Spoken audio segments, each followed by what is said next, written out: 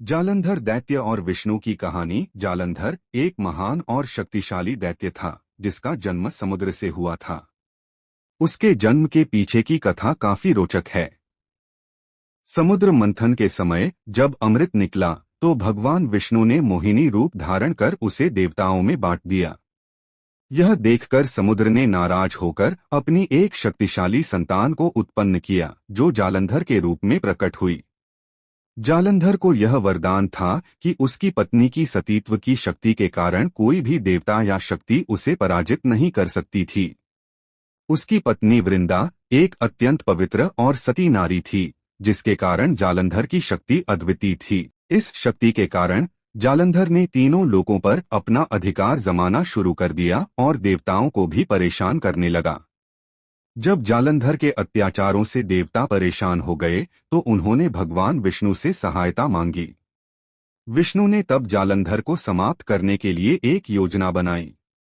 उन्होंने वृंदा का सतीत्व भंग करने के लिए उसके पति जालंधर का रूप धारण किया। वृंदा को यह पता नहीं चला और उसने विष्णु को अपने पति समझकर स्वीकार कर लिया। जब उसे सच्चाई का पता चला तो उसने विष्णु को श्राप दिया कि उनकी पत्नी लक्ष्मी उनसे अलग हो जाएगी। इस श्राप के बाद वृंदा ने स्वयं को जला डाला और जालंधर की शक्ति क्षीण हो गई। इसके बाद भगवान शिव ने जालंधर का वध किया और देवताओं को उसके आतंक से मुक्त किया।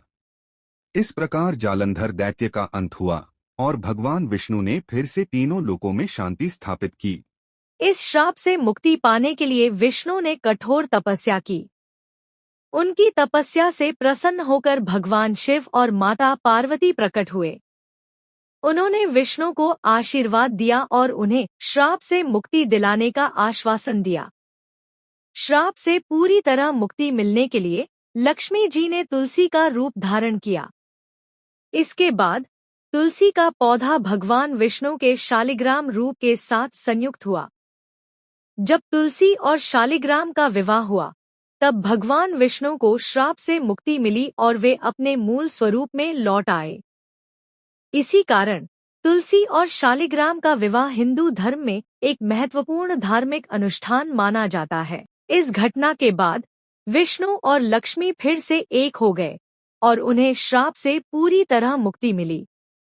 तुलसी को विष्णु प्रिय मानी जाती है और हिंदू धर्म में तुलसी का पौधा अत्यंत पवित्र माना जाता है। इस विवाह की स्मृति में आज भी हिंदू धर्म के अनुयायी तुलसी विवाह का आयोजन करते हैं, जो कार्तिक माह की शुक्ल पक्ष की एकादशी को मनाया जाता है।